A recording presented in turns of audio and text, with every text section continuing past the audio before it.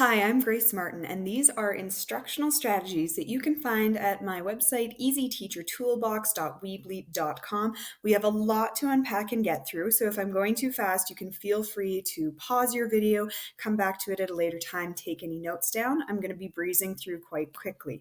So before we get started, let's make sure that we are centered in our wellness, and this is a mindfulness technique that I use that's super quick in my own classroom. I will invite you to participate. Of course, you do not have to. You are welcome to place your hand over your heart in any way that feels comfortable for you. I like to show my kids that we can do something fun with that. Close your eyes, take a deep breath in. Notice your feet where they are on the floor. Drop your awareness down as if you could take your eyes and have them fall down through your head, down through your throat, down to your chest, to look at your heart, as if you could see the world from the perspective of your beating heart and all of the power there, pumping blood for you every moment of every day, feeling so much appreciation for yourself and for your body. And while we're in this space, think of something else that you appreciate, that you are grateful for, that you feel compassion or care for. And let all of that love come to the surface and bring it back up your neck, up your head, and opening your eyes with a deep breath in. Big stretch. Exhale out. I like to start my class with something like that as a mindful check-in. It's heart-brain coherence. If you are not comfortable using something like that in your own classroom, there are tons of YouTube videos, and I've even made some quick ones as well that you are welcome to use from YouTube. Let's get into our first strategy for instruction. I use this for science to go through the scientific method or the inquiry process. So this memory tool can also be called Memory Palace. There are a few different ways to describe it. It's a guided visualization that I'm going through with you, and we are going to walk through some visuals, and then I'll allow you to have some time to close your eyes and imagine each one for this scientific method. So the first step of the scientific method is to ask a question. So I ask students, why don't we imagine something with alliteration here? Question. Well, what starts with Q? Well, I'm thinking of a quarry. Could we find quartz at a quarry? And let's ask a question like, how do impurities affect the color of quartz? Where are you located? Quarry. What does the quarry stand for? And you get the students to say it out loud, question, so that we're using whole brain learning techniques. Now at the quarry, we have to go to the main headquarters. So the trailer that we are going to imagine is the main headquarters of the quarry. We state a hypothesis, which is an educated statement about what we think is going to happen. Like quartz are clearer with fewer mineral impurities. Where are you at? Headquarters. What does it stand for? Get the students to repeat to you, hypothesis. Go inside of the headquarters and you're going to see a desk. You sit down at the desk to design the experiment. So the desk stands for experimental design. Where are you sitting? Desk. What are you doing? Designing an experiment. On this desk, you see three objects. The first object that you see is a little statue of a man. That's going to stand for the manipulated variable of our experimental design. You see a little toy car. The car is going to stand for the controlled variables of this design. And you see a resume on this desk. Now, somebody has responded to your job application. So the resume is going to stand for the responding variable.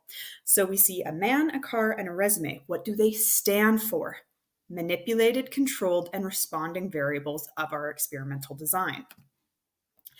We stand up from the desk, we go outside, and we see this beautiful peach tree. Now, this peach tree is going to stand for the procedure. So where are we at? Peach tree. What's it stand for? Procedure. Now, what do you want to do, though, at the peach tree? Oh, you want to reach up and grab one of those peaches. So you're going to grab a peach, which is collecting. You are collecting data. So when we collect data, we're going to record it down as well. While we're at the peach tree, where we have collected our data, we now have this big basket of peaches, so our data has been collected. What are we going to do with it? Well, we're needing to analyze the data. So next to the peach tree, we look down, and I see all of these little ants crawling next to the peach tree on the ground. Ants, in case you didn't know, have this amazing ability to remember the path outward and the path returning that they use toward their anthill. So they are going to have a very well organized flow. So what we're going to do is analyze and interpret the data. Our memory cue, ants, next to the peach tree. What's it stand for? Analyze. Now, at the end of the day, quarries have these beautiful acoustics. We are going to conclude and finish off the day with this amazing concert. So imagine that there's this wonderful concert. It's an outdoor concert. So we're going to pretend that everything can be socially distanced and we can actually enjoy this beautiful outdoor concert to conclude the day. We are going to state our conclusions and state that there's a correlation between mineral impurities and the color of the crystal. So where are we at the end of the day? Concert. What does the concert stand for? Conclude. So we need to conclude. Now, I say, all right, students, I've walked you through each of these steps here, and I take a little bit more time than what I've gone through with you in this session. And I say, all right, next thing we're going to do is I want you to close your eyes and visualize going to each location. The reason that we visualize it is so that we get a key piece that is really going to stick in our memory. We need it to stick in our short-term memory before it can house in our long-term memory. And it will be a lot better if you do something that's interesting, unusual, or fun. So if you can get the students to come up with their own memory palace, they will be way more creative than you and can definitely keep things in their memory for longer. This is part of the engaged state of mind. So here's where we also reflect and say, am I engaged right now? You guys have been listening to me a little while. Would you note your posture? Could you sit up a little taller? Could you sit as if you were so interested in what I'm teaching you? Because your body is going to communicate your state of mind. So sit up and then allow lots of oxygen to go to your lungs so that you're oxygenating your brain and that you're getting really ready to learn. Now, one of those things that I do as extra techniques for making sure we're ready to learn are brain breaks. I've already been talking a while. We need a little bit of a brain break. So it's great if you stand up, get some motion, get some fluidity. You've got good posture. We're breathing. Take one arm and go back and forth like a snake. Take the other and go up and down like a dolphin coming in and out of the water, or like a fish coming out of the water, like salmon run. And now do them both at the same time. It's challenging, but it is going to engage both the left and the right side of your brain when you do them together so that we're redirecting blood flow and really waking our brains up so that we're ready to learn. This is part of the Pomodoro technique that I'm employing in my classrooms, where every about half hour, we take a little brain break, make sure the students stand up, get some motion. Students of any age are going to lose their optimal focus. The younger we are, the less amount of time we can actually sit and focus on one thing and still be really efficient with it. So even as adults, we need to change up and transition quite frequently so that we are still engaged in our state of mind. So you're best going to remember the material presented at the start of a presentation and the end of the presentation. And we have a little bit of a memory lag right in the middle. So when we chunk and section pieces of information of the presentation with a brain break, we're starting more beginnings and endings, so we have more primacy and recency for optimizing our recall.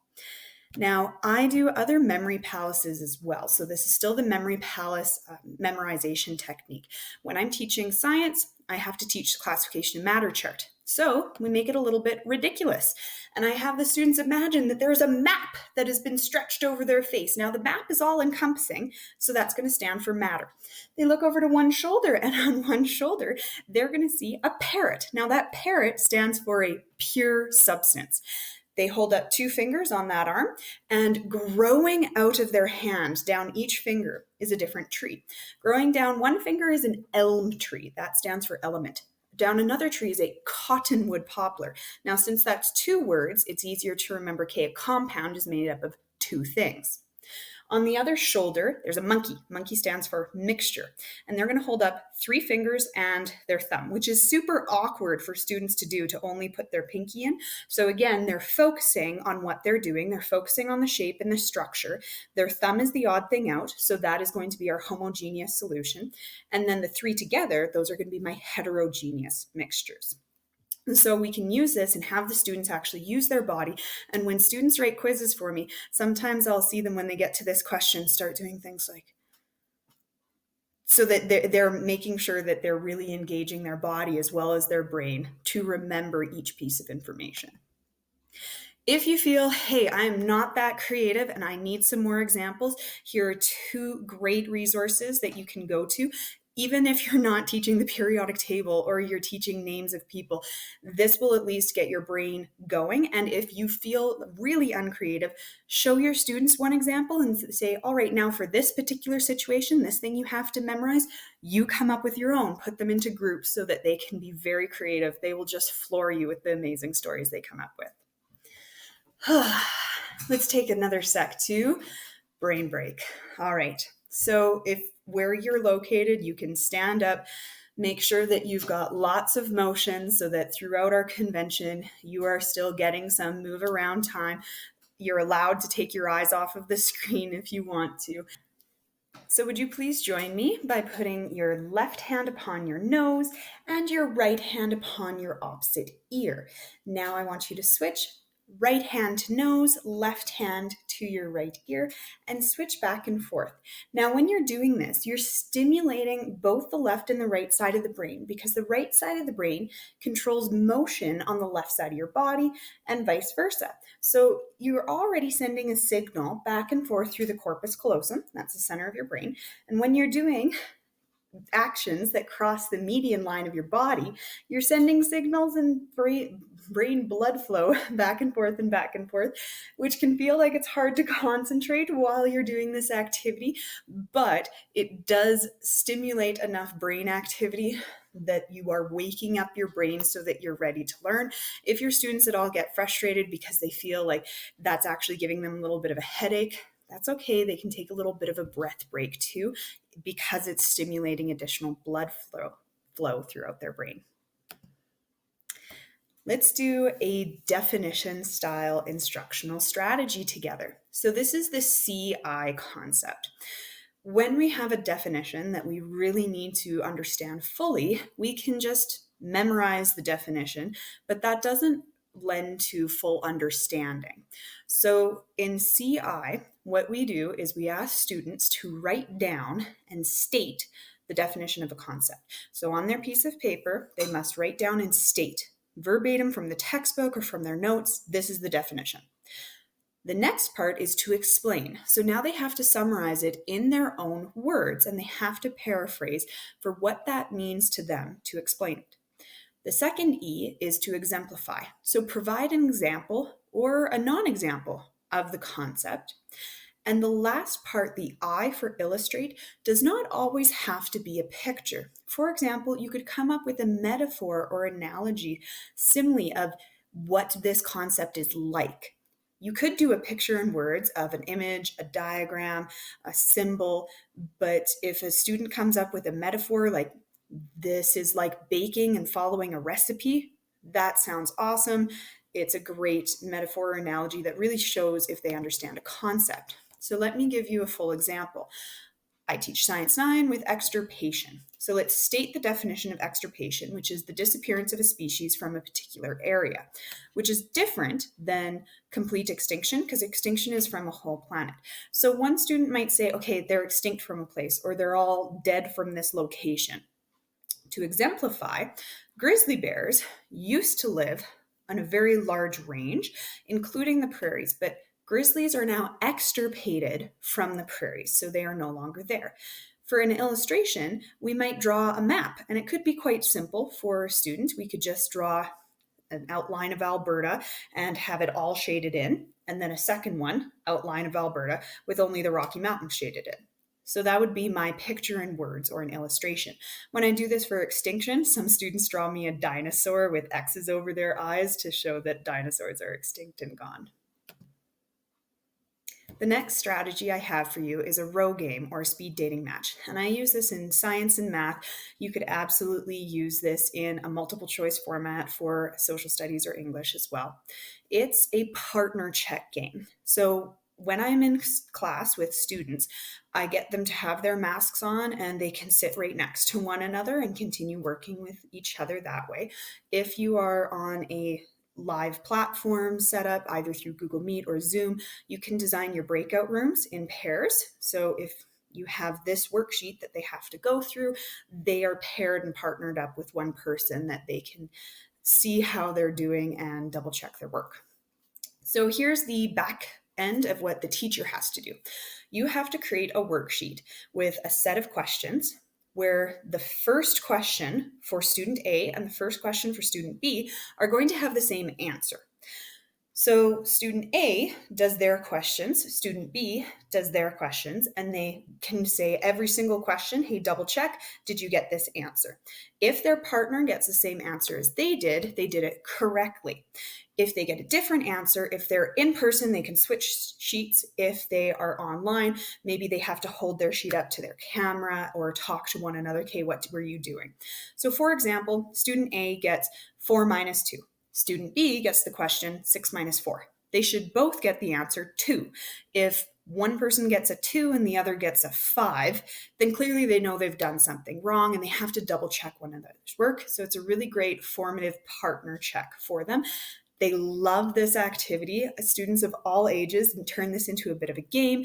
You can say if it's speed dating, like you want to go as fast as you can while still being able to both get the correct answer. So sometimes they race against one another. Sometimes they race against the rest of the classroom, but they do find this activity to be extremely engaging and fun, even though it's just a worksheet. For studying. Now, we have a diagram that we have to memorize, and a lot of students stare at the diagram and stare at the diagram and stare at the diagram, and it comes around to a test situation, and they don't actually know what that diagram was properly labeled as. So if I'm in class, I can use my mini whiteboards, but it's also quite hectic to make sure that everything is well sanitized in between uses. So it's easier to just create a mini whiteboard for each student that they get to just keep. And if you are going to the dollar store and getting a bunch of dry erase markers, you can give each student their own dry erase marker, and that's theirs for them to just keep. So I get a big pack of plastic sheet protectors. And if there's a specific diagram I want them to do, then I print it off and put it into their plastic sheet protector, or you can just use a regular blank computer page sheet. And they need a dry erase marker and sometimes just a Kleenex or something really easy to wipe down. Their self-check of their quick quiz here is great because they are going to be testing themselves. For their quick quiz, they'll take a look at that textbook diagram and take a look and be like, okay, they've got a timer of a minute. So if they're doing this live in class, you allow them a full minute to just kind of look over. They've seen this before, and then close your book, put it down. Go back to your mini whiteboard, the sheet protector, and completely label everything that you remember. About 2 minutes of labeling time for that student to see what can they write down, absolutely everything that they could possibly remember about it, and then stop, double check your work. How far did you get? Did you remember the correct spelling of everything? And that's your quick quiz of double check, see how it went. Here's the key. Take that Kleenex, erase, and do it again. And that's why we're using a dry erase marker as opposed to just labeling a sheet of paper. Students love having their mini whiteboards so that they can have that low-tech engagement of they get to erase this thing. It's like the rebel in them finally saying, oh yeah, this isn't permanent, and they get to erase it down. So just fair warning, you will the very first few times that you use your mini whiteboards have to give your students some doodle time because it's so new and engaging for them.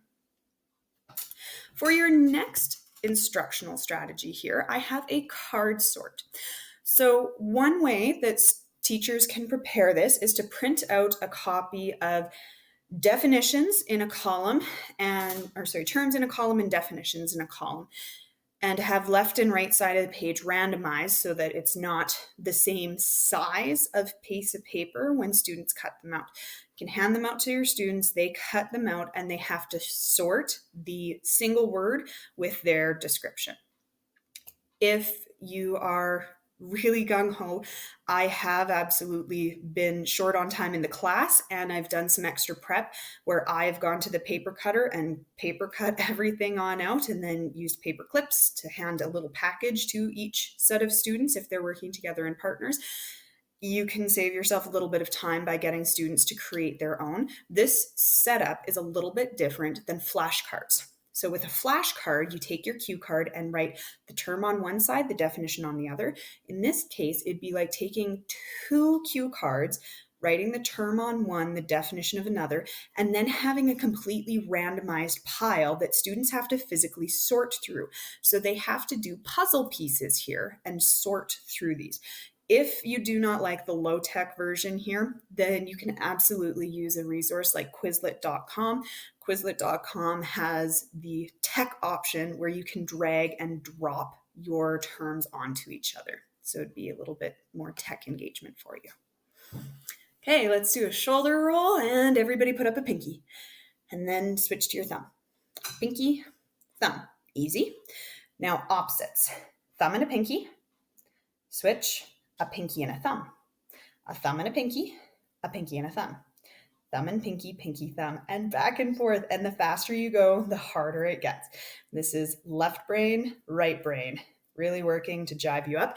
I especially teach this to my high school students because that's a great technique for them if they're in the middle of an exam and they need a quick pick-me-up.